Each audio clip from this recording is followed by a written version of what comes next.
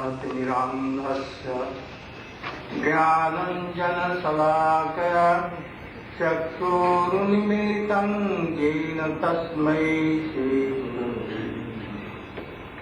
अन्धाकल्पतरुभ्यश्च कृपासिन्धुभ्यैव च पतितानां पावनेभ्यो वैष्णवेभ्यो नमो महावदन्याय कृष्णप्रेमप्रदायते कृष्णाय कृष्णचैतन्यनाम्ने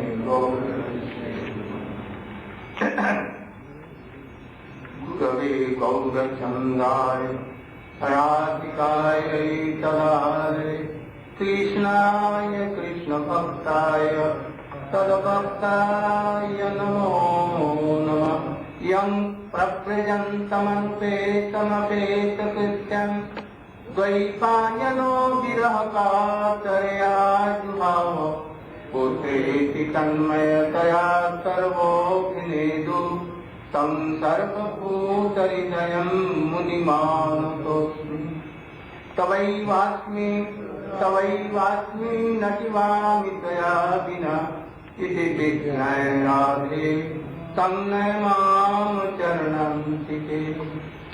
भक्त्या विहीना अपराधनक्षे क्षेत्राच्च कामादितरङ्गमध्ये कृपामयीं त्वां शरणं प्रपन्ना वृन्दे नमस्ते चरणामृते।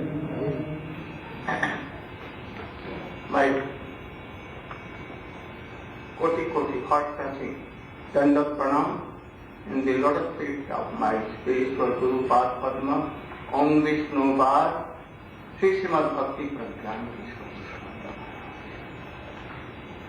And also in the lotus feet of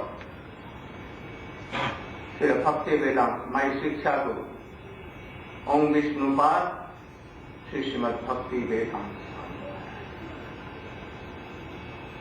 Now we should come to our subject, that Narad, Devarsi Narad, gave some suggestion to Vyasdev, and he followed. So, on the western side of Saraswati Nadi, he sat in meditation, and he took his mind from body, and mind took in Atma, and he became totally Sharanagata, first to Gurudeva and then to Krishna, and began to meditate. Oh Krishna, I want that our whole pastimes should come in my mind. I must see them as it is going on, in present. And at once it became reality.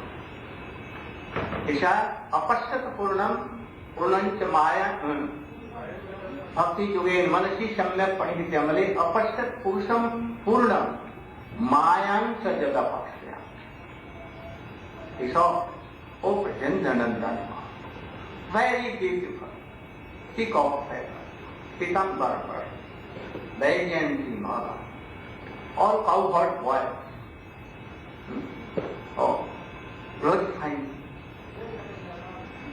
And he saw Purna Shakti, Radhika.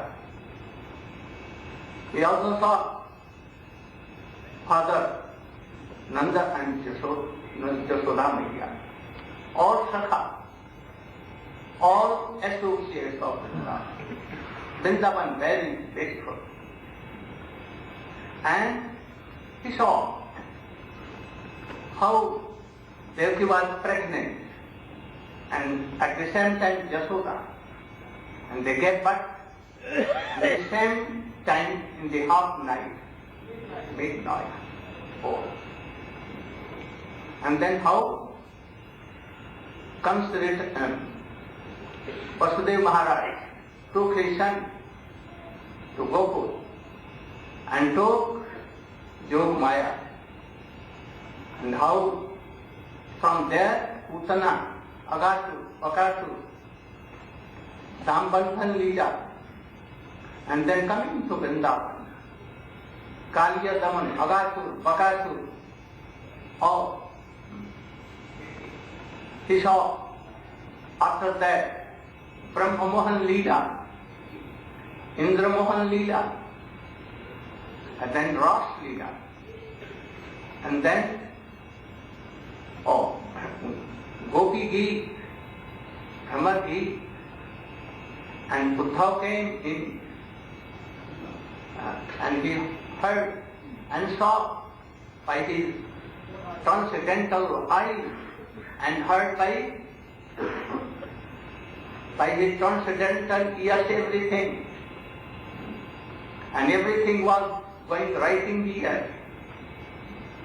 And after that, he saw gopis lamenting for us, and then returned to Mathura. And Krishna was attacked by Jarasandha so many times.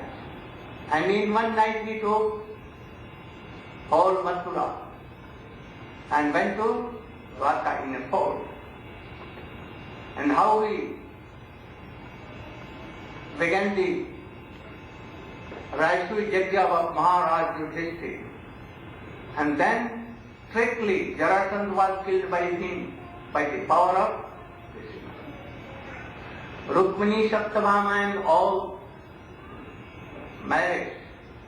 He saw 16 queens. They were imprisoned in Narakasura prison. And now Krishna opened the door and he took all, married in one night with as many the queens were, as much Krishna became nasty and became wonderful. Oh, what is this? And after that, Baladev Vivah Revati with Revati and others. And in the end, he saw Sudama. He came to Mathura, Dwarka, and Krishna gave nothing openly, but internally he gave everything to him. And now he became more than a king. And after that, finishing this and Nam Sankirtanam Jasya Sat Pap Pranasanam Pranamo Dukkha Samanam Tam Namam. And then he saw that now Krishna wants to finish his dynasty also, or each other. No. They fought outwardly, but never internally. It was like a magic humanly realized and Bhakti time realized. And Brahma, Shankar and others saw that anyone is not killed. Krishna quickly had blessed them to his grove Vrindavan, and he had quickly returned with own form. So he gave all the knowledge to Uddhav, and something he kept and told Vidur, go to Padrikashram to Maitreya and he will give you notice. And then he gave. And Dwadasa Skanda, how dynasty was finished. Bhubha. And then what he did?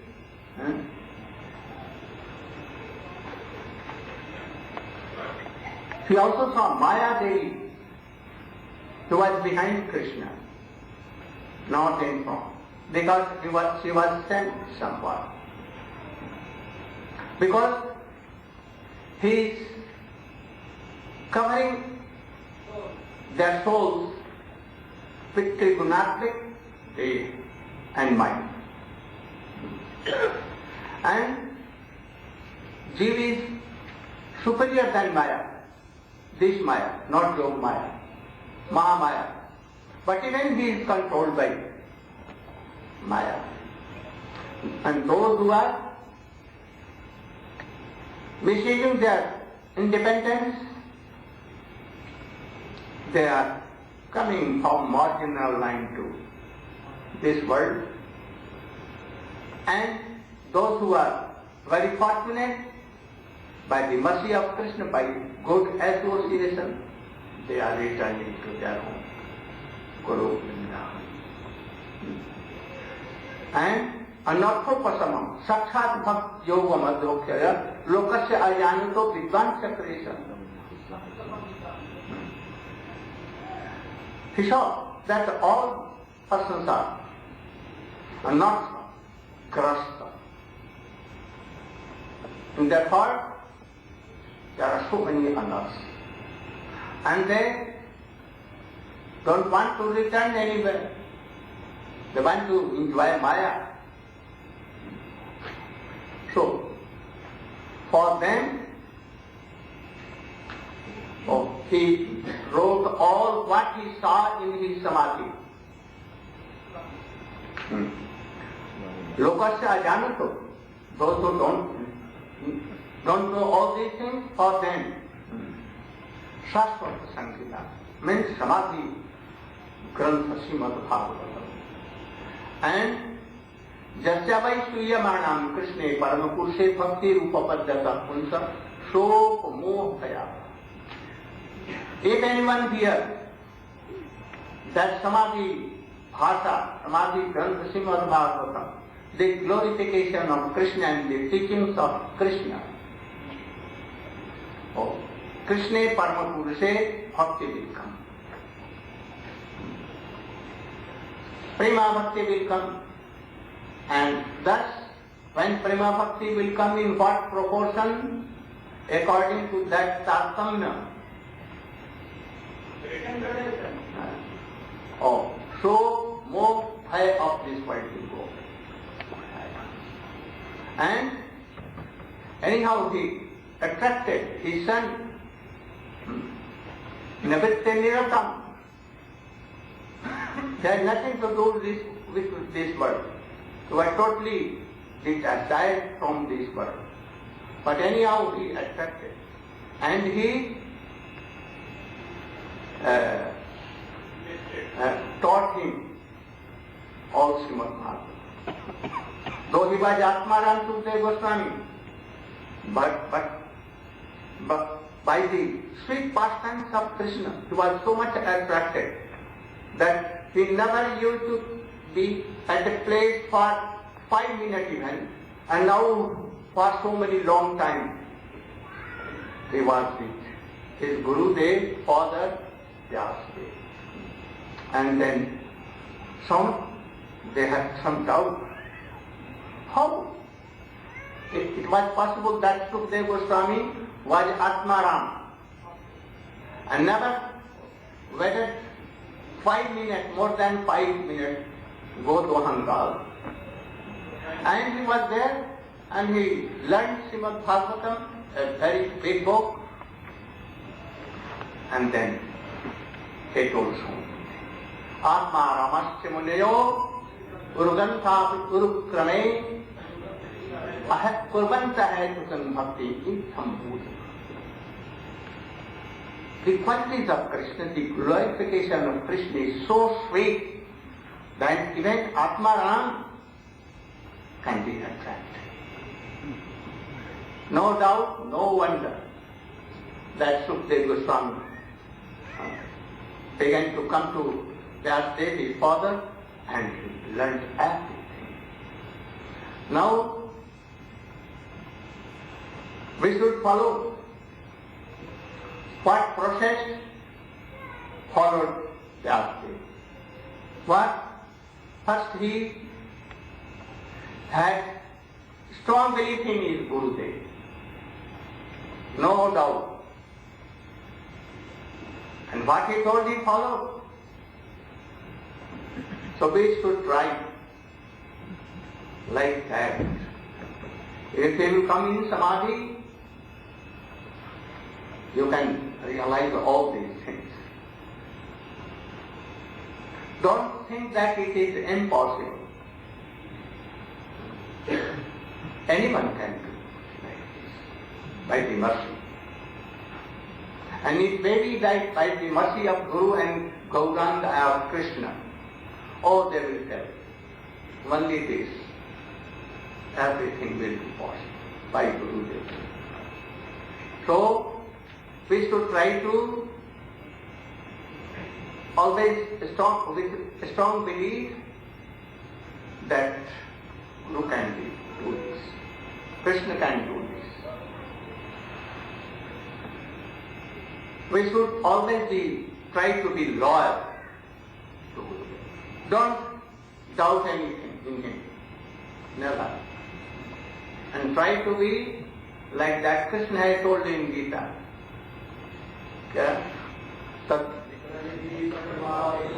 Pariprasnena sevaya upadeshanate jnanam. Now, come with me. Then he began to know. Sutta Goswami, or Sukadeva Goswami to Parikshit, and Sut to Sauna, and Sanak Sanandan to Narada. Oh, there are so many. So many bhaktas, so many, and all are transcendental. All are transcendental. He began to tell that Mahabharata battle was about to be finished. He killed all the brothers of Duryodhana, especially Dursasana. And he, what did he? Oh, and by that blood, he gave it to Draupadi and she binded the case. And then in the last, in club battle, by the power of Krishna, by suggestion of Krishna, Bhim gave a club on his head. Oh, you wanted to that Draupadi should sit naked here, so I will face it. And he became Nrsimhadev. The power of Nrsimhadev came in him. Even the child, anyone can't. When Arjuna took his bow and arrow, Krishna told, oh, be silent today. I have given him power of Nrsimhadev. You cannot, myself cannot do anything. Be silent. And then he was silent. And after that, he उसको तोड़ दिया जंघे को. And then in battlefield he was alone.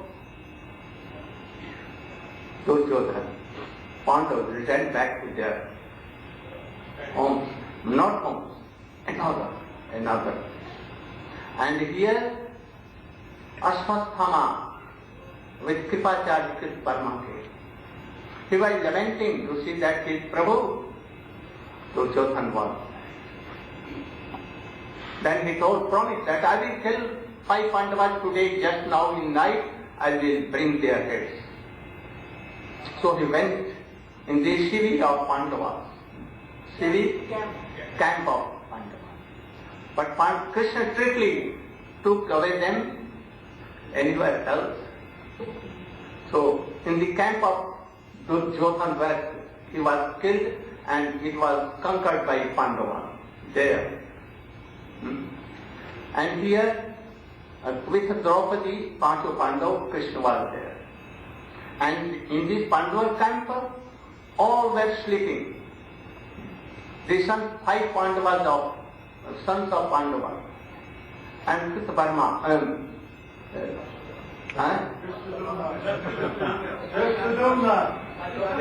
Duryodhana who killed Dronacharya, and all army, rest army was sleeping.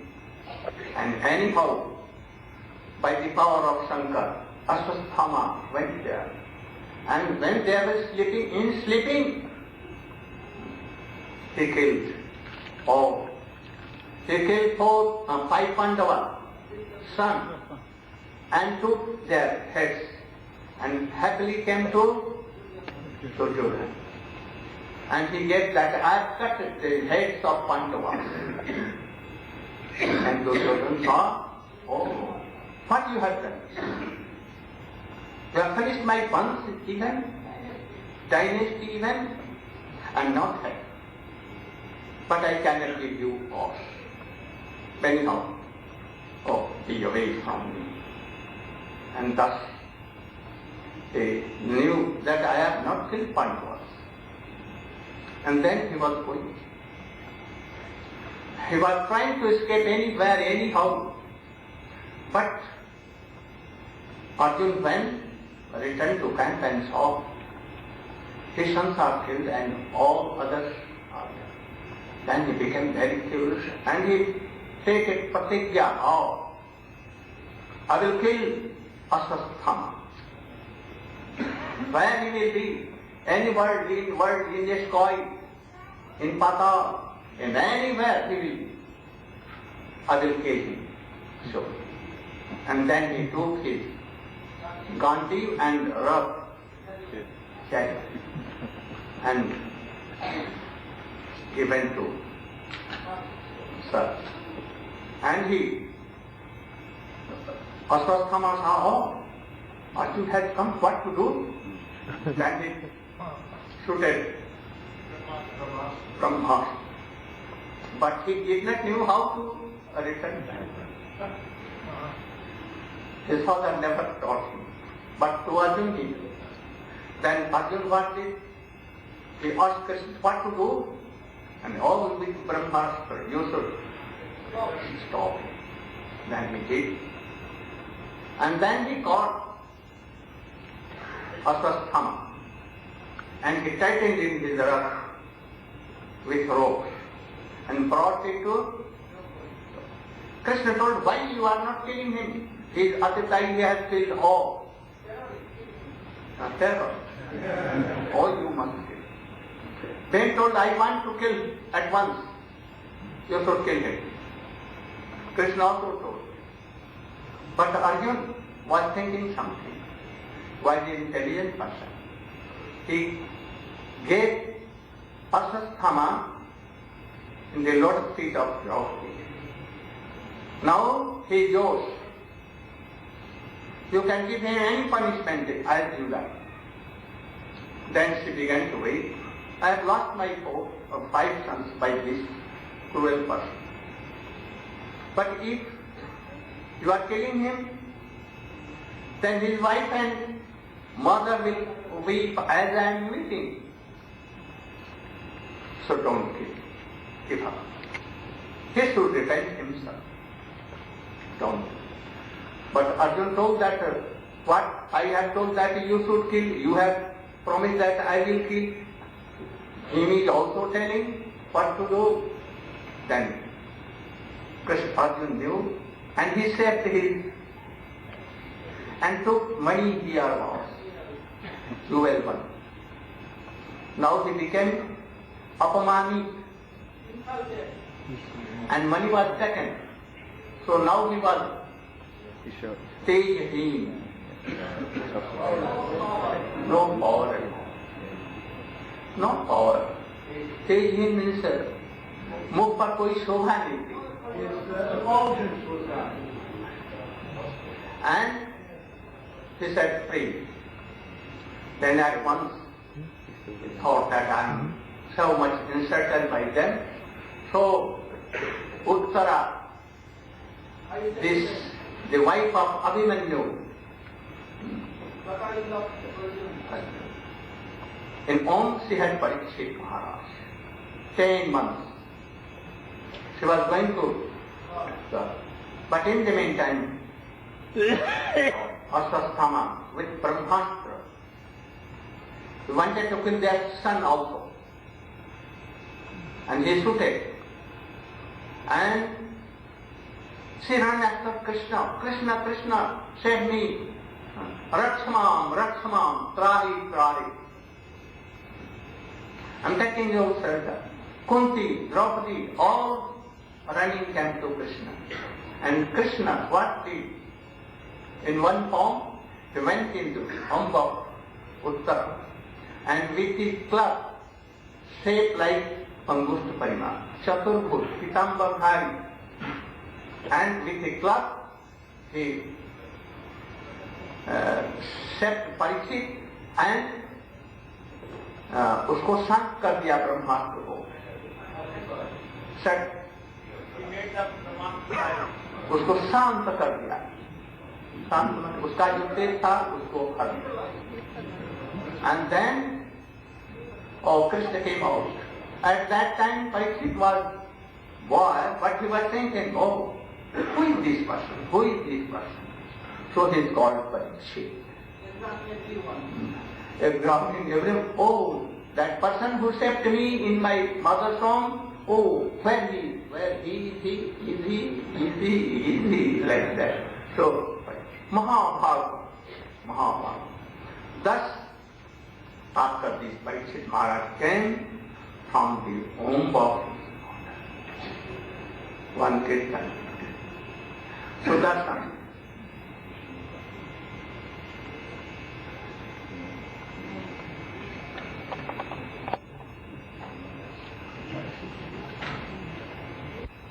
Sutta Goswami or Parikshit asked again to Srila Sukadeva. Parikshit has all the qualities that Krishna has. And as Krishna came from Golok to protect cows, Vaishnava, Yajna and other things, Parikshit was also like that. And he was very, very strong personality of king. He even checked Kali Yuga. And he was so much bhakt of Brahman. But why he did some mistake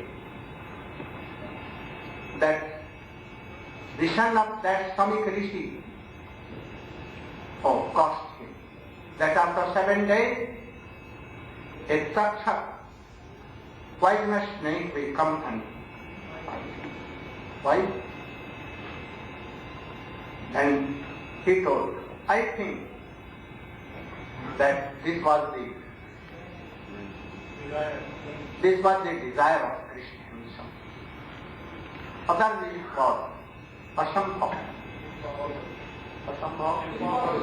Impossible. How he can? But anyhow, Krishna did. One day he was going to hunting. He never hunted. And he shooted. But the kings of India like doing Kshatri. And he was whole day, no water, nothing to eat. Passing here and there, become thirsty and hungry. So in the evening he went to the ashram of Samik Muni and he asked water and some food. But Rishi was in Samadhi, not hearing, no knowing that who has come or not. And then he became very angry in first and it may be, and so angry. And he took a dead serpent, snake, and gave him to God. It is for you. That I came here, the king, I asked water and something for, and you could have it. He gave and returned back to his kingdom. But now he began to repent. What I have done wrong? I should not have done it. If really he was in no sense in samadhi, and was thinking of only person, Krishna. Oh, I think today myself, my dynasty and everything will be destroyed. And in the meantime, the disciples of Samika Rishi came. One. No. Father. His son Singhi he caught, but he sent another. And he rebuked his son. You have done wrong. Without king, everything will be killed in this world. And he was very high class of religious, saintly minded king. You have done wrong for a small offense, and you have to give him also high, big punishment. I don't like it. But he thought that it is the desire of Krishna. Calm. I cannot do anything. And then he sent one disciple, and he went and told king, or Samika Rishi has told me to tell you that after 7 days, just finishing, his poisonous snake will anyhow bite you and you will be finished.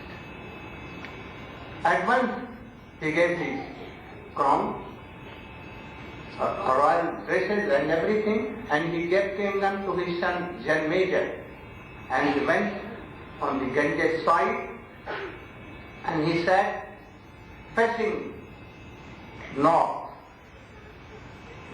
and he left his taking food and water and everything, and he was remembering Krishna. Oh, very good. I'm not this way. I was so much involved in Grihasti as we are. Now involved. Now Krishna has given a chance.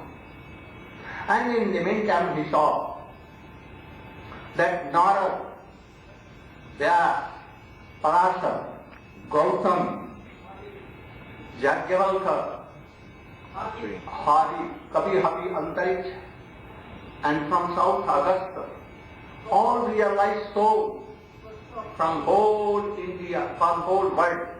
At once, in a moment they came. How they came? Oh, they know how. No telephone, nothing, and they knew. And all came. And then he began to tell Bhakti Maharaj. Who tells that a cause has come to me? Jesam darsana suddhant vaigriha tesam pasan unam.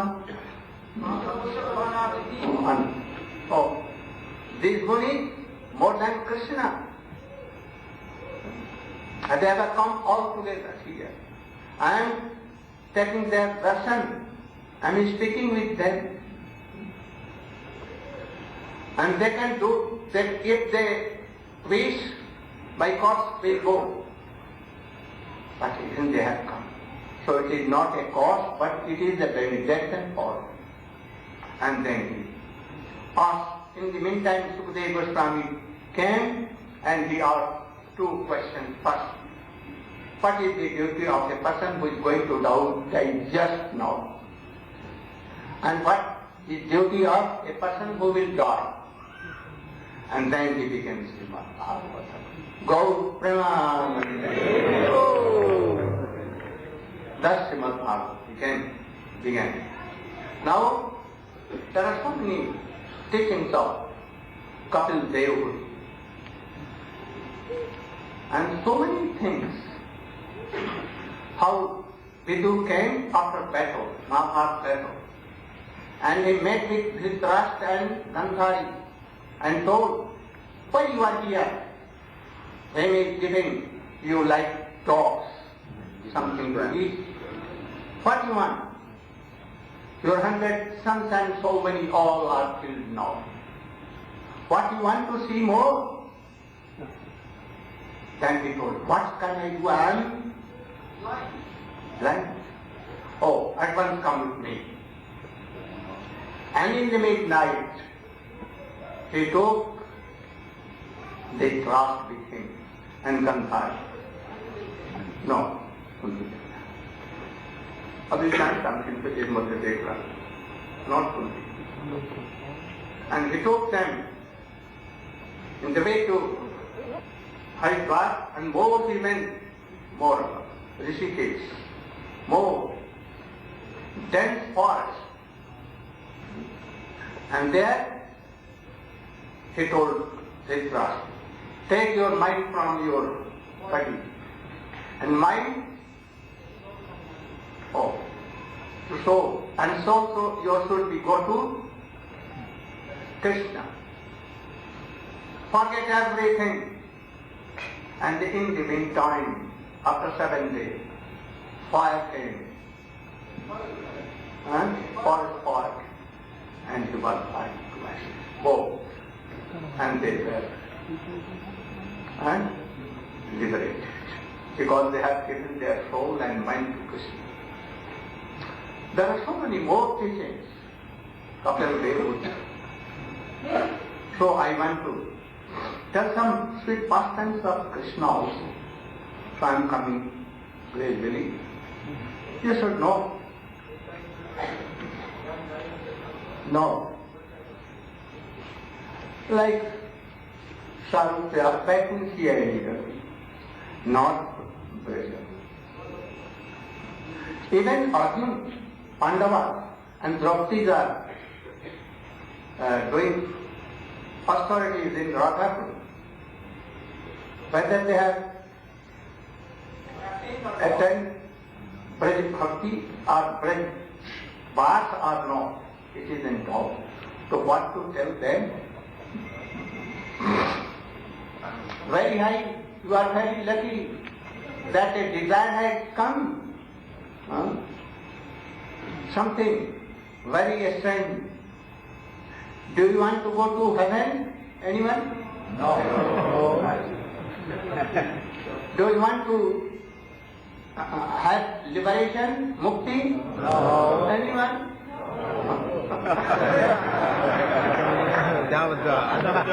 After that, do you want to be the associates of Ramchandra? No. Oh, one. And do you want to be the king of Krishna in Dwarka? No. No. And do you want to be in Vrindavan like friends? No. No. Like Mother Jashoda and Nanda Baba? No. Only like Gopi.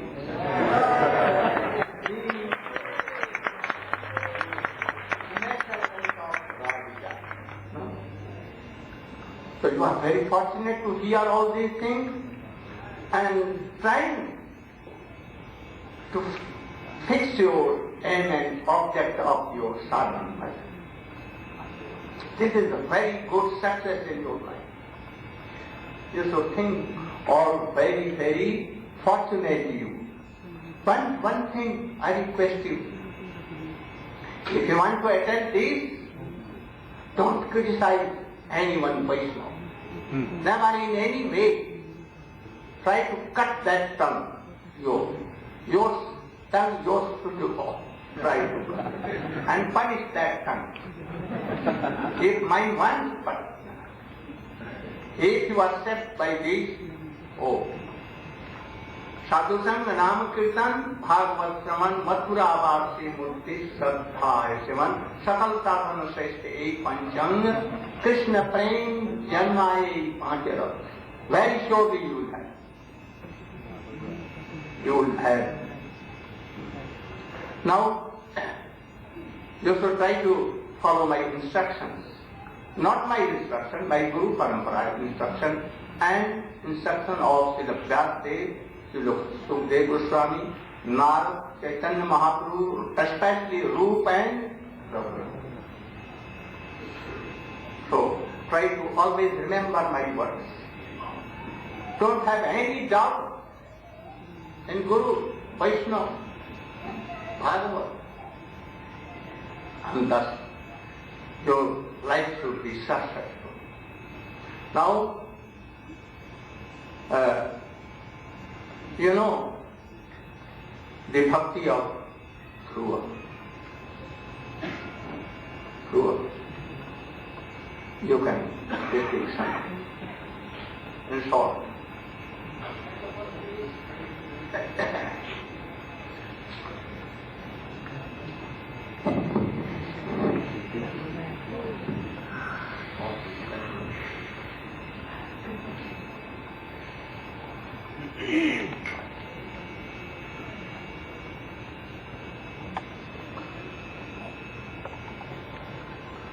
Jnanatimirandasya Jnananjanashalakaya Chakshurunmilitam Yena Tasmai Sri Gurave Namaha.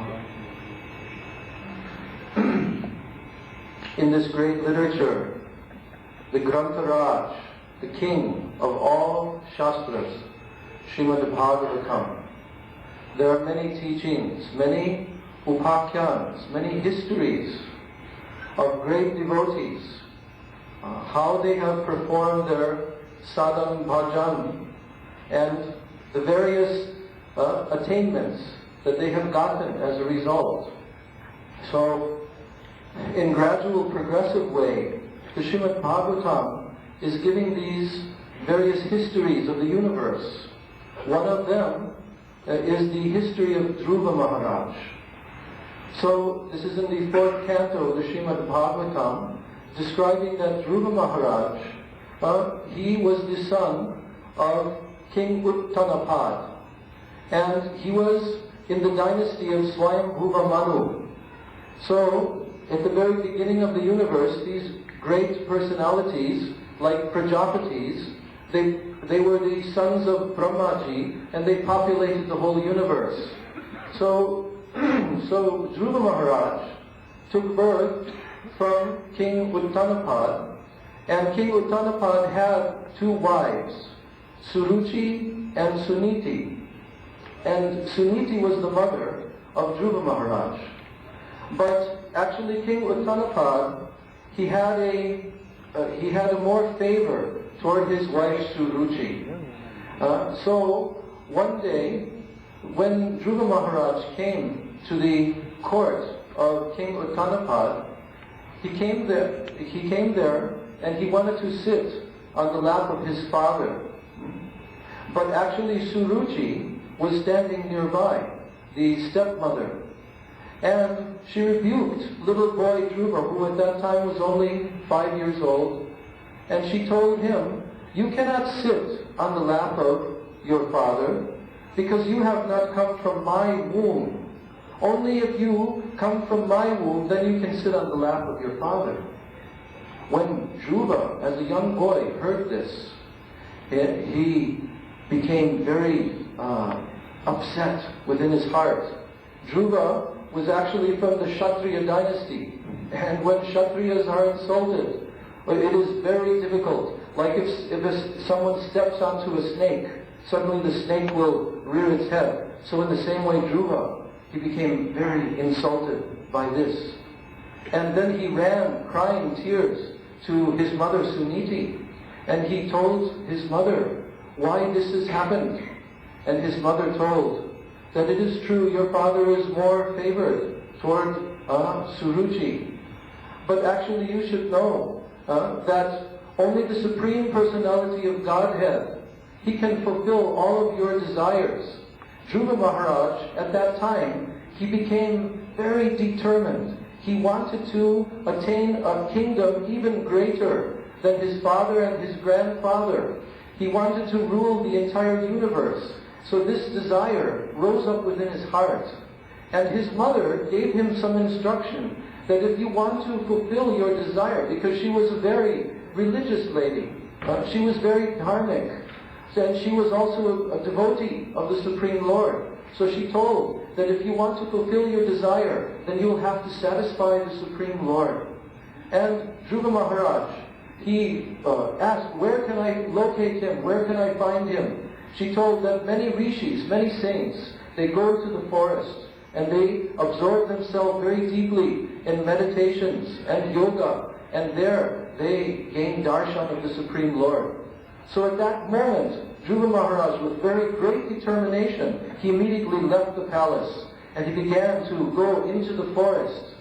Along the way, as he came towards the forest, Sri Narayana Muni, the great sage, the great spiritual master, as Srila Gurudeva told us, of so many great devotees in the universe, he suddenly appeared there in front of Dhruva Maharaj. And he asked him, where are you going? Oh, he told, I'm going to the forest. I want to see the Supreme Lord himself, Bhagavan. So Narada Muni, at that time, he took compassion on Dhruva, and he gave him instruction, and he also imparted a particular mantra to him. So at that time, Dhruva Maharaj very obediently accepted the order of Narada Muni, who told him that he must chant this mantra with great faith and great determination. And now Dhruva Maharaj went into the forest. So he located himself in a very secluded place, nearby to a very beautiful stream, very purified and sanctified and quiet place. And now Dhruva began to engage in very intensive austerities as he was chanting this mantra. And he began to abstain from eating. Even he was only eating leaves from the trees at one point. Then gradually he reduced to only drinking water, and then reduced that to only drinking water a few drops after a few days. Finally he stopped even drinking water.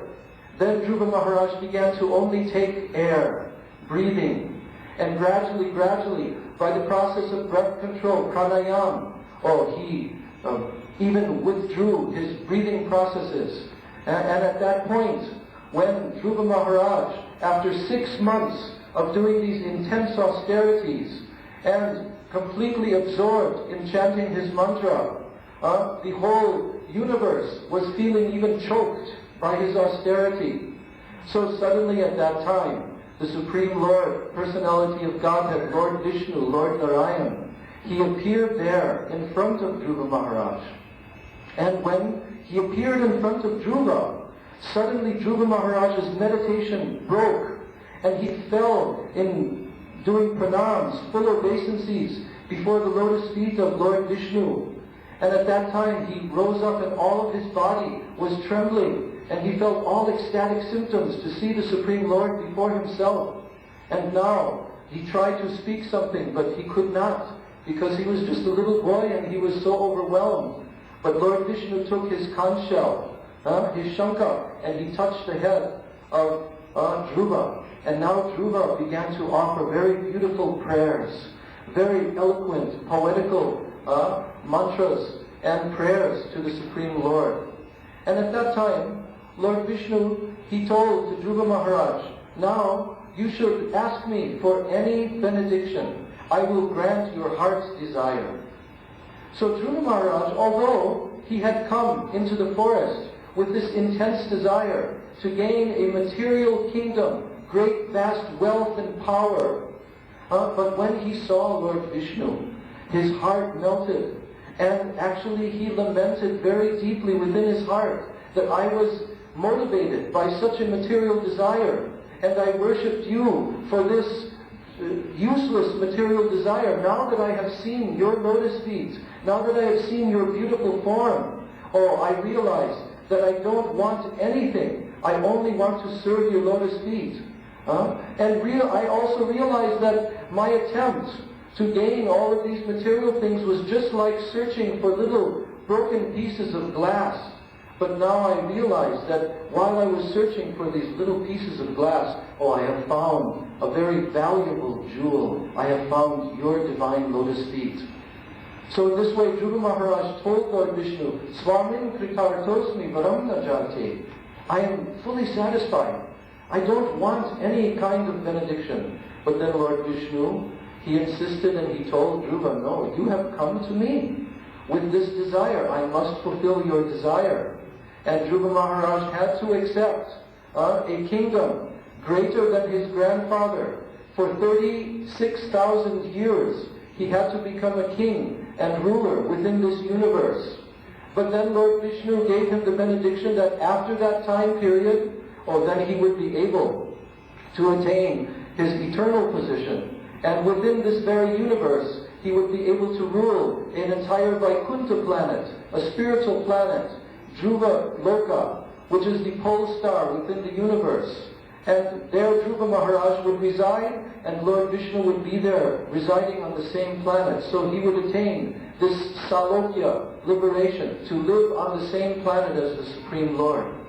So in this way, Dhruva Maharaj, by his great austerities, and by following the order of his Gurudev, Narada Muni, and following his instruction to chant the mantra which he gave to him, in this way, Lord Vishnu came and he revealed himself to Dhruva. But the point that is to be learned from this upakyan, from this instruction, is that one should never approach the Lord with any kind of material desire whatsoever.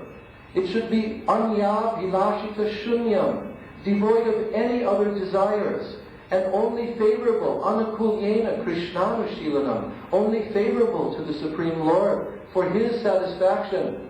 But if one approaches, then you will run this risk, as Dhruva Maharaj had done. Your eternal association with the Lord and attainment of his eternal abode, it will be delayed. And you will have to accept so many temporary material benedictions within this world.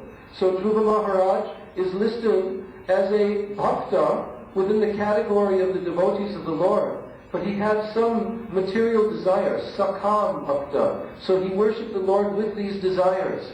And in this way, gradually, his desires became removed by the power of the Supreme Lord and the benedictions of his Gurudev.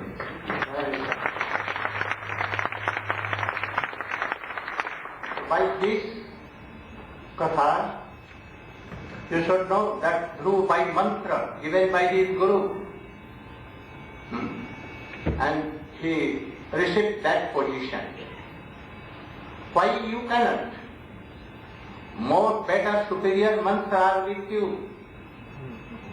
Brahma Gayatri, and then Guru Mantra, Guru Gayatri, Gaur Mantra, Gaur Gayatri, Gopal Mantra, essence of all the mantra, and more, Kam Gayatri. And moreover, you have Harinam. So why you cannot attend? I think, he took 6 months. And very easily chanting and remembering, and if you are doing very strictly your mantra with great honor, you must be successful. But only thing that you should not want any worldly thing. Never and never. Only that, like Chatak, the water of only Swati Nakshatra. So you want only Radha Darshan. Not if Krishna coming and giving you, take this benediction, that benediction, refuse. We will die, we will not take anything but accept that. After that, Puranjan Upakhyan, very good Upakhyan. Narad told to one Maharaj, Prachin Bhai, for Vairagya. And then Bharat Charitra. How Bharat was? He left his kingdom in his young age, like a stool and urine. And he came to the forest to meditate and serve Krishna. He reached up to God. But what became?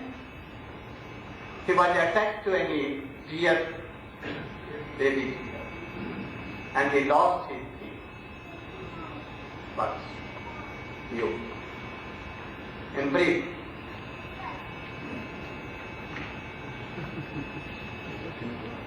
very brief,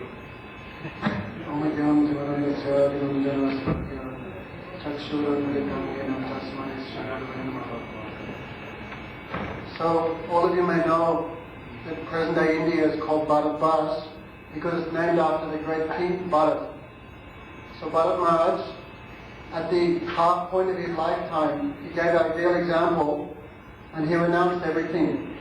His renunciation was very natural, and he went to the Himalayas and was performing bhajan there. His bhajan had attained such a high stage above the Himalaya, the Gandharki River. In Gandaki, where Salagram. So, what a level of bhajan he had attained is described that his heart was like a lake of Bhakti Ras, and inside that he would drown. As he would remember Krishna, tears would come from his eyes, his voice would choke, all the hairs on his body would stand on end. So his bhajan had reached such a high level. So one day, very quickly, one female deer, doe, who was heavily pregnant, she was running from the chase of a tiger. And as she left her body on the side of the river, the baby deer was born and was floating down the river, and with her eyes she was looking, "Oh Bharat Maharaj, what type of sadhu are you? You cannot even have mercy on my son." So Bharat Maharaj, he picked the baby deer out of the water and began to protect it. So he began picking pieces of grass and feeding to the deer. He began nourishing, protecting. Nighttime he would sleep with it. In fact, he became so much absorbed in contemplation and with affection to the deer, his meditation and sadhana bhajan was completely destroyed. When he'd sit in meditation, the deer would come and poke him with his soft horns. So Bharat Maharaj, his mind was completely attached to the deer. So one day the baby deer, she saw the big deer running in the forest. He left Bharat Maharaj and ran to the forest. Bharat Maharaj became completely mad in lamentation. So, pretty quick. So even Bharat Maharaj was looking at the moon. The moon is called Sasadar. "Oh moon is very fortunate, look, my son is there.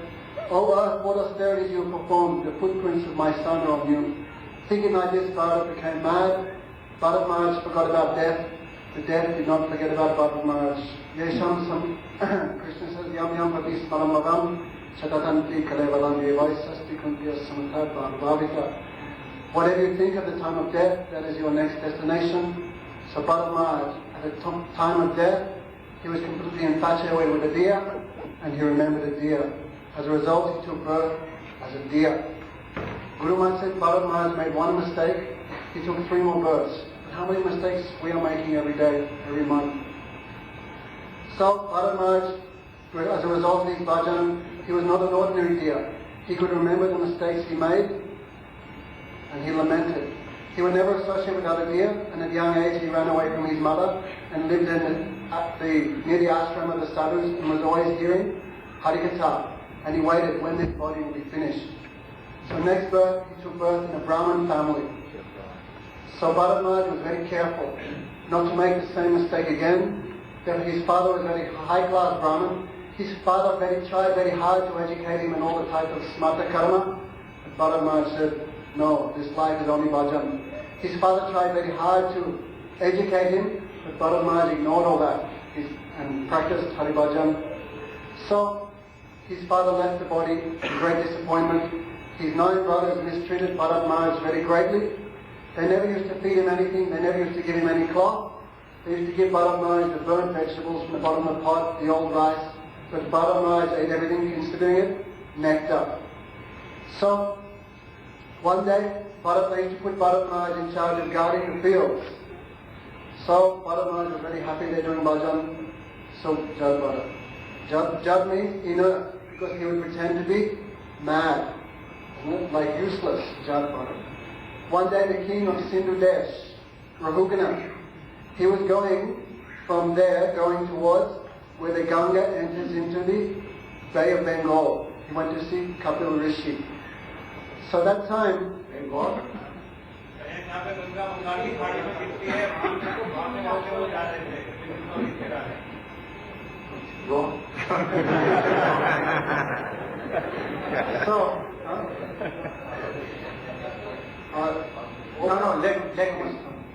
So Bharat Maharaj, the king Rahuganath, was being carried on his palanquin, and and one of the carriers, he was injured, so they needed a spare tire. All they saw Bharat Maharaj was very powerful, very strong, and by force, even though Bharat Maharaj was so exalted, he was not fit for that work, by force they made him carry the palanquin.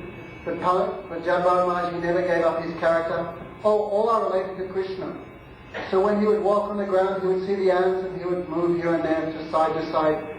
Inside the Raghunath, cracked his head on the top of the palanquin. What's going on there? Oh, Bharat, oh, foolish fellow, are your carriers not cooperating with you? Maybe they are not walking correctly, but you are okay. And he chastised him very strongly. Bharat Maharaj was silent. He just tolerated. Again, they were walking, and again Bharat Maharaj, Jad Bharat was moving to avoid the ants. Raghunath became very angry. Oh fool, are you mad? Are you dead despite the life in your body? Don't you know who I am? I will punish you. I am king. I will punish you like Yamaraj punishes the sinful. So Bharat Maharaj was completely undisturbed and smiling. He said, O king, what you have said in sarcasm is definitely true. More louder. O king, what you have said in sarcasm is definitely true.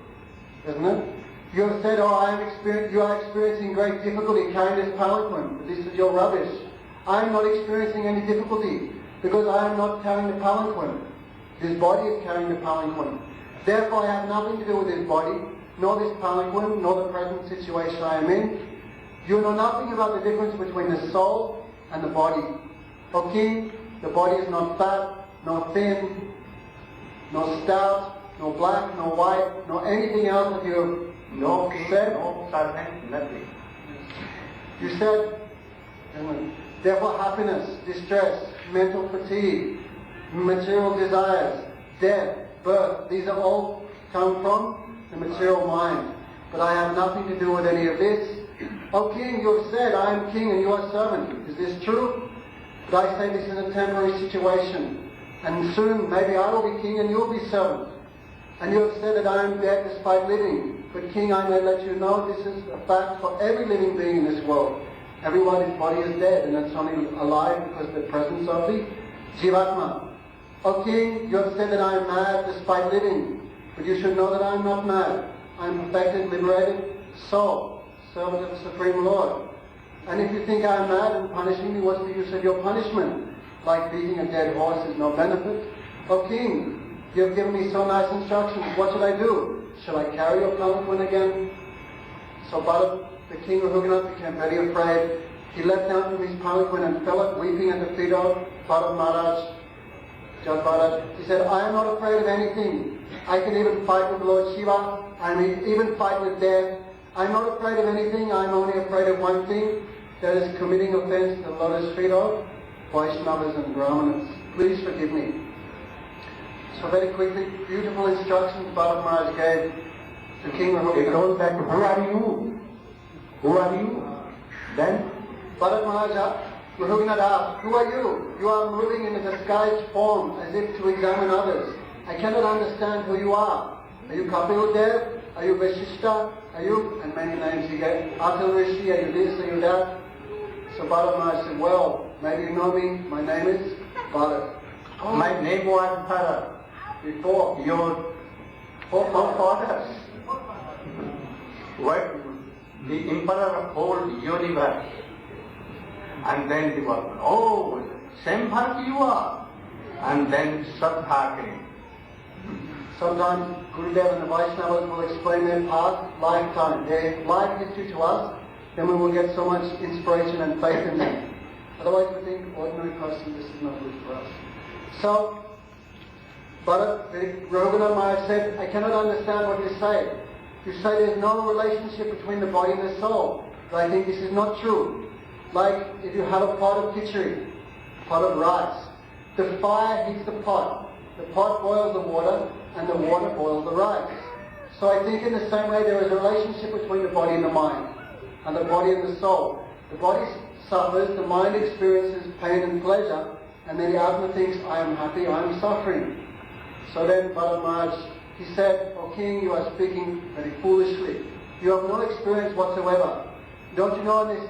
The only cause of happiness and distress, the only cause which causes the living entity to move through the 8,400,000 different species of life, there is only one cause, that is the mind. The mind is like an uncontrolled elephant. Therefore he drags the living entity through the different species of life.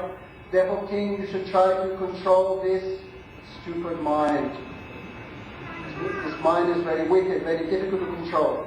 Even a yogi, like a hunter who captures a deer and ties him very tightly, in the same way, even a yogi who has controlled the mind, he will never trust the mind.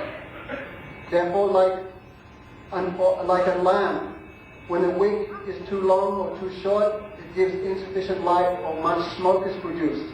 But when the lamp is perfectly trimmed, that same lamp is the cause of illumination. In the same way, Bharath Maharaj, when his mind is attached to the three modes of nature, the mind is the cause of repeated birth and death. And the same mind, when attached to the feet of Hare Guru Vaishnava, that same mind is the cause of liberation. So Rahuganath Maharaj said, Gurudev, everything you're saying is very nice. I cannot understand, I cannot realize it. So at that time Rahuganath Maharaj said, of course, there's only one way you can realize that. Why not? Rahuganath tapassana jati nachagyan nirvona krihatva nachandisya naiva jalati surya bina mahapada rajo vishekam. Famous verse. O King, the Atma cannot be realized by so much Ijja, means deity worship, tapasya, or by tapasasa, or by very much austerities. Which type of austerities? Julagda Surya. Julagda means some yogis in the winter time they submerge themselves up to the neck in the freezing cold waters and do meditation. Or they sit themselves amongst the Panchagni, 4 fires on either side, and in the midday sun they meditate. Oh, Rahuganath, the Atma cannot be realized by austerities, by worship, by mundane reading of the Vedas, nor by your own efforts. And how the Atma can be realized? There is only one way you can realize, King.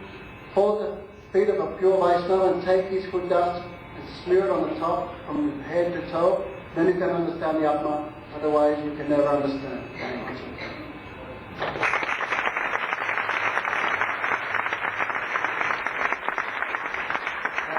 Teaching, especially so many things, but two from Bhakti. Don't be attached to anything. You can do your duty only, but don't be attached to anything in this world, even to your wife, your husband, children, or animals like dogs and cats and catfish. Otherwise you will have to come in the form of cats and dogs. And one thing more, at the time of death, what was remembering only dear, dear, dear, where he went. And so he came in the form of deer. So if at the time of death you are meditating Radha and Krishna and his associates, why you can be that like that? You must. Very easily you can.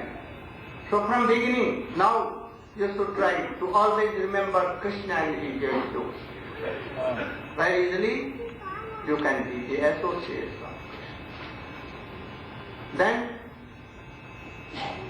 Maharaj Parikshit has something here, feeling that I have done some mistake, I have done some aparad on Rishi, Shamik Rishi. So knowing this, Sukadeva Goswami said, don't be hopeless or don't think like so. Even a durachari, characterless, drunkard, and useless person like Ajami, he only called his son, he has kept his son name Narayana. And what he came? He went to Vaikuntha. So don't only listen Hari Katha, and by this you will be liberated and you will have Guru Vrindavan. So In brief, oh Prabhu, what name? Oh, Radhakant Prabhu. Can you tell Ajami? No?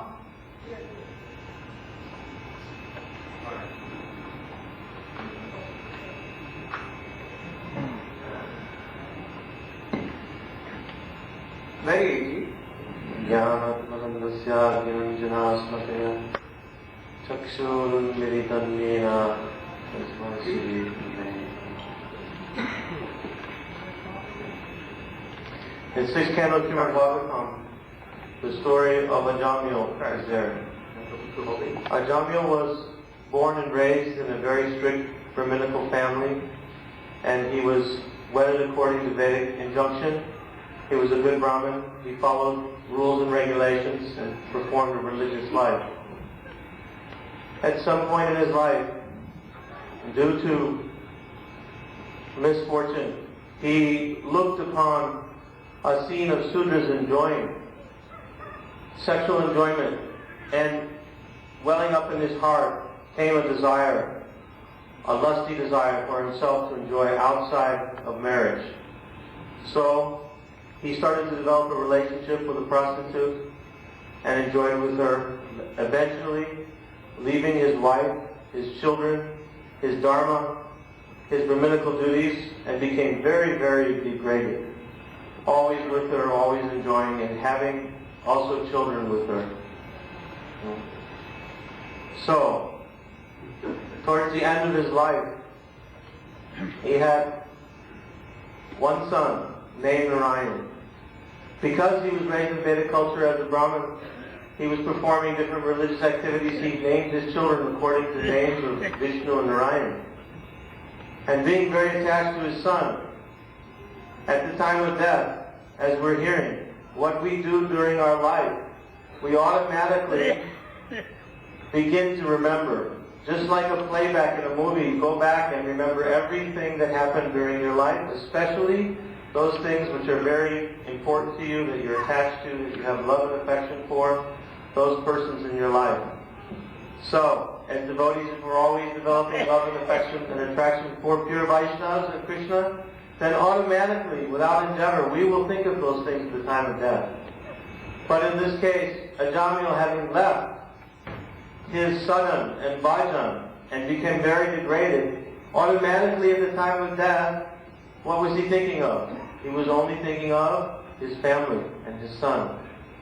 So he called out to his one son, Narayana. He jumped out, right the canal route, and he fell. And then he called that one, automatically came, Narayan, Narayan.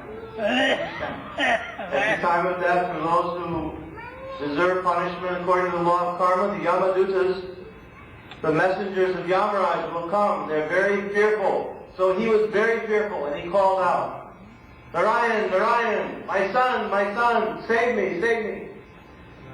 So the instruction here is that even though he was not calling Narayan Vishnu, he was calling Narayan his son.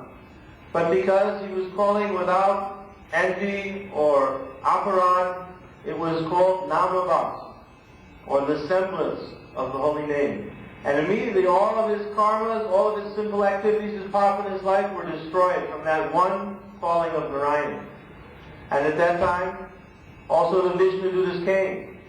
Because the Yamadutas were trying to take him. But the Vishnu-dutas came and prohibited them.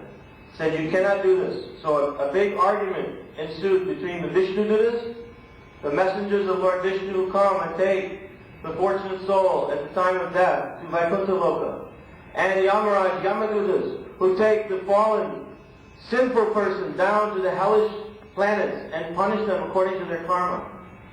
And during that conversation, they described the various qualities of the holy name and how the Yamadutas could not take Ajamil because his sins had been freed. So he was given another opportunity to live. He didn't go back to Vaikuntha at that moment, but he was freed from death. At least Yamaraj and Yamadutas could not take him. So at that time he repented, oh, I have lived such a sinful life. I must change my ways. Now I have heard the Vishnudutas. I have sadhu sangha. I'm hearing this katha, this Hari katha. I become purified and I understand what is my duty now. I'll rectify myself. And with a repentant attitude, he went to Haridwar. And there he took sadhu sangha, performed bhajan, and at the end of his life, he perfected himself and went back home, back to God. Very good.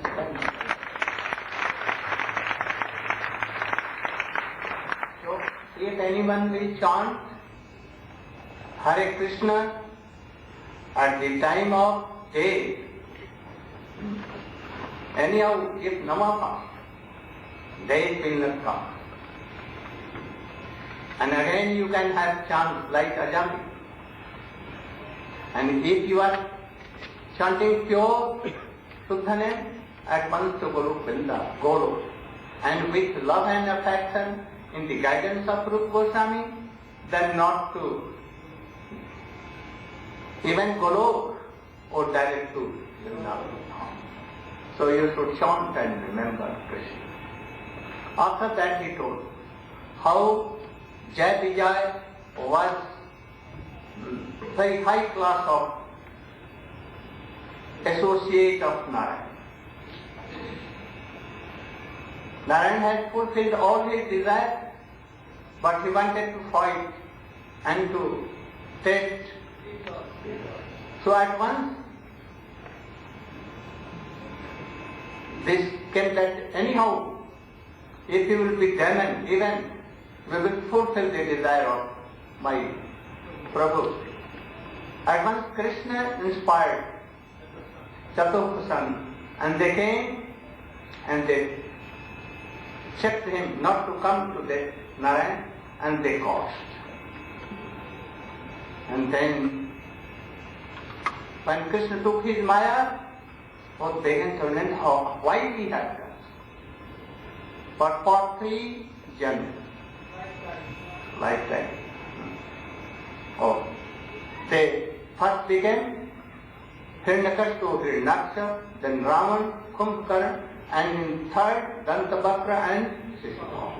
And by Krishna, they were totally, and they went to Nagpur. Here, in this story, he told Prahlad Maharaja. In brief, you should tell his charitra and his last teachings.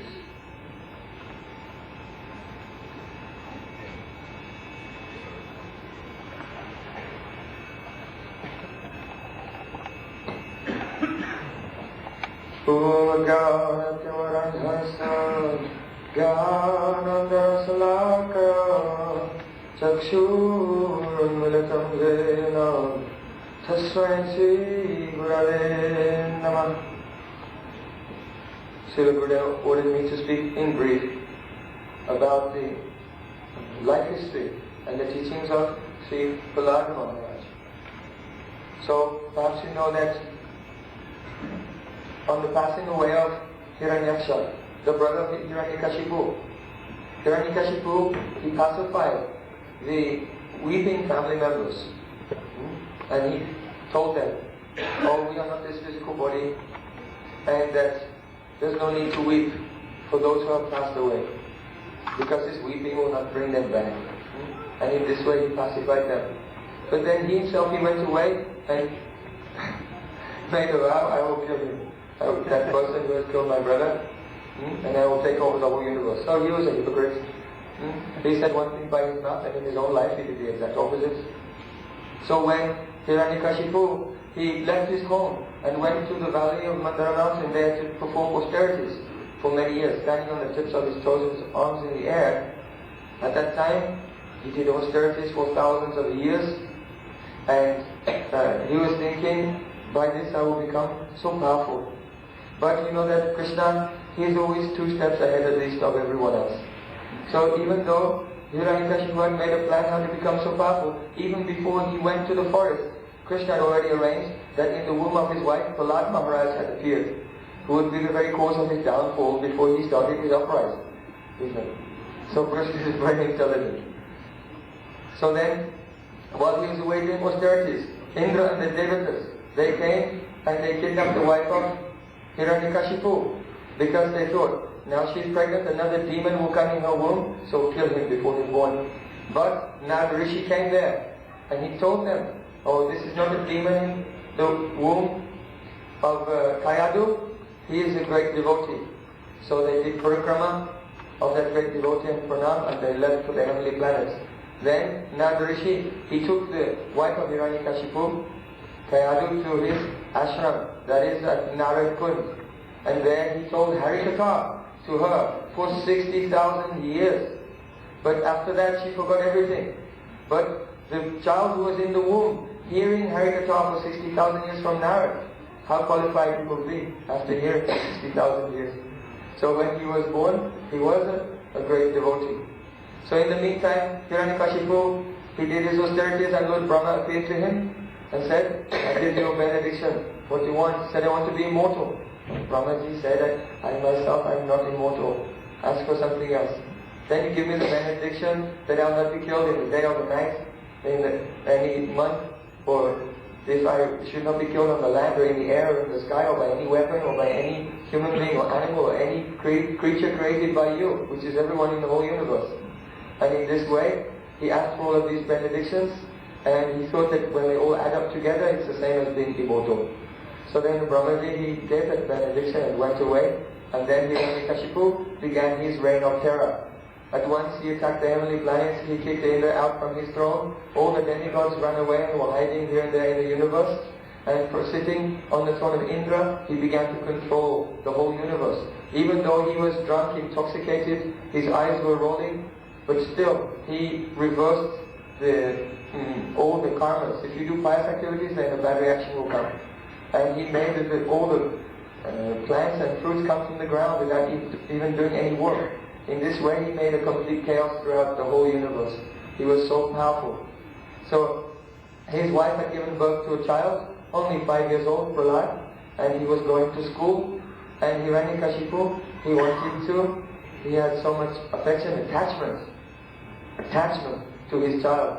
And the mother of Prahlad dressed him, bathed him, decorated him, and brought him before his father. So Hiranyakashipu called, oh my son, please come, and took his son in his lap, and he was smelling his head, and tears of parental affection came from in his eyes. He had so much attachment. So I had to be attached to you all the time. Remember, this is not necessarily the quality of a great devotee. Even a great demon, such as Hiranyakashipu, he has this quality also. So he said, oh my dear son, can you tell me, what is the best thing that you have learned at school? So then, Prahlad Maharaj, he said, Tat sadhu manye asuravaya dehinam sada samudvigna diyam asakriha hitvatma patam vyamanda kupam vano gatam yad harimasayita. Oh, best among the demons, asuravaya. Here in Kasipur is hard, slowly. Oh, best among the demons. The best knowledge I know is this, that sada samudvikna asat diham asat, those who have accepted the physical body and mind to be the self are always embarrassed by one difficult situation, embarrassing situation after another. Udvigna, many disturbances. Therefore, what should one do? One should give up the bodily conception of life, which is epitomized by attachment to wife, children, family and society. Why? Because it's Griyamanda Kupam. It's like a dark well. Once a traveler was wandering in the forest, and there was a well, disused, and grass had grown over it. And he came there, and he fell through the grass and went down the well. As he was falling, he caught two branches of a tree that were hanging in the well. And now he saw that at the bottom of the well, some snakes, they raised their hoods, and they're ready to bite him and kill him. He looked at the top, and a tiger was there, licking his lips and waiting to eat him also. And he was hanging from two branches. But from the sides of the well, two rats came out, one black and one white. And they came and they began to chew on the branches that he was hanging from it. So death and danger was all around him. And at that time, in the tree above, there was a beehive. And from shaking the tree, some honey began to drip very close to where he was hanging. So he noticed that honey was drinking, so he extended his tongue and one drop landed on the tip of his tongue. How nice. Like this. So, this is a story, it seems to be funny, but actually it's not funny, it's very, very serious. What does it mean? It means that those who are in the bodily conception of life, attached to their family members, they have fallen into a dark well of material attachment. Just as this man had fallen in a dark well. Everywhere there is danger. At the bottom, so many snakes. Many problems come in this life, one after another, we cannot check them. And death is waiting for us. He's hanging from two branches. These branches represent his pious and impious activities. His punya karma and papa karma. Our life is composed of these things. But two rats, one black and white, black rat means night and the white rat is day. Each day and each night that passes is eating away at our reactions to our activities, punya karma and papa karma. And when they have been exhausted, our prarabdha karma connected with this body, what will happen? Then we must die. But in the middle of all this danger and calamity, there's a drop of honey. A drop of honey comes. He tasted with his tongue that drop of honey. What is that? That is the material affection of one's relatives in this world. When our children say, oh daddy, mommy, mommy, then even though the whole day was completely hellish from beginning to end, or when the child will say, oh daddy, daddy, mommy, then we forget everything, think this world is wonderful. If your beloved will tell you, I love you, you are so wonderful, then we will think, yes, I am great. This person is intelligent, they are the only one in the world who recognize my qualities. Even if they abuse you for the other 23 hours and 55 minutes of the day. Oh, one sweet word, forget everything. So this is the honey. So Prahlad Maharaj says, all in this world are in this predicament, so what should be done? This dark well is what? The Atmapat. It blocks the progress of the soul. The soul cannot grow, he cannot evolve, he cannot go towards God. Therefore, one should leave this situation at once. And Vanam gato yad harimashveta. One should go to Van, Vrindavan. One should go to the forest. To go to the forest means what? To go to Sadhu Sangha. Have the association of pure Vaishnavas. And in their association, under their guidance, Yad Harim Ashreta, take shelter of the lotus feet of Hari. When Hiranyakashipu heard this, he was surprised. He looked at the teachers of Prahlad Maharaj. He said, so the good intelligence of children is spoiled by bad association. It seems that some of those Vaishnavas, they may have been coming into the palace in disguise, and by their association his intelligence has become polluted. So we take him away and educate him in the real values of life. That means politics, diplomacy, and how to collect money and be powerful and collect reputation. So Sandana Maka, they gave their word, we'll take care of him, don't worry. And they took Prahlad away and they began to educate him in materialistic values.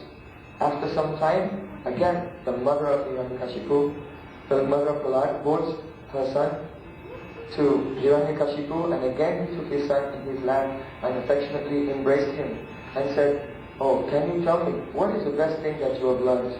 This time Prahlad Maharaj, he said, Shravanam Kirtanam Vishnu Smaranam Padasevanam Archanam Vandanam Dasyam Satyam Atma Nivedanam Iti Pumsa Pita Vishnum Bhaktischan Navalakshana Kreti Bhagavatta Datam Manyeditam Uttamam. So, without any fear, and very politely, he said to his father, I think that a person who has surrendered completely, where? Vitipum Savita Vishnu, unto Vishnu, but there are two Vishnus. One is the Vishai, Bhagavan, another Ashray Bhagavan. First take shelter of Ashray Bhagavan, that means Shri Guru. Afterwards one can realize Vishai Bhagavan, Shri Krishna. One who has surrendered himself unconditionally at the lotus feet of Guru. And after that, he engages in Shravanam, Kirtanam, Vishnu Smaranam, hearing, chanting, remembering, etc. He is the most learning person. It is understood that he has understood all the essence of life. So here Prahlad Maharaj said, first surrender, then hear, chant, remember. If one is hearing, chanting and remembering, but is independent and whimsical and not surrendered to the lotus feet of Sadguru, then his hearing, chanting, remembering, it can never be called bhakti. It is only abhas, only drama, only for show. So when Hiranyakashipu heard this, or then he pushed his child on his lap, he said, if any part of the body becomes diseased, then what should you do? Oh, you have to cut it off. So the least-like part of my body, he should be cut down. Take him away and kill him. So then the gods came and took Prahlad away, and they tried to kill him. They tried to give him poison. They put him among deadly snakes. They tried to throw him under the feet of stampeding elephants. They threw him from the tops of mountains. In many ways. But everything failed. Even Hiranyakashipu's sister, Holika, tried to catch him in a fire, but she herself was killed, and Prahlad Maharaj, he was safe and sound, only chanting, Hare Krishna, Krishna Krishna, Hare Rama. Chanting the name of Krishna, he was untouched. Then Hiranyakashipu became very worried. He was so afraid. He thought, what is this? If I can't kill him, then perhaps he will kill me. And when he was worried, Sanda and Amarka, the two teachers of Prahlad, the sons of Shukracharya, they told him, don't be worried, our father is away now, but just soon he will come back, and he is very learned, he will think of a solution. So then, again Prahlad went to school. So when the school was going on, his behavior was good, so the teachers made him the class monitor. And when they went for their break, they told him, look after the other students. Then the teachers went away, and when the cats away, mice will play, so all the children began to play around. But Prahlad Maharaj called them, oh my dear friends, please listen to me. I have something to tell you. We don't waste your time playing around. You should take up the process of devotion to God, spiritual life. The children said, oh Prahlad, we're kids now, so we just want to play, and we'll do bhajan later when we're old. So Prahlad Maharaj, he said, this policy is not good. Why? Kamara acharet pragyodhanam bhagavatam hitam dulabha manava janma yadakta apya dhruvam artadam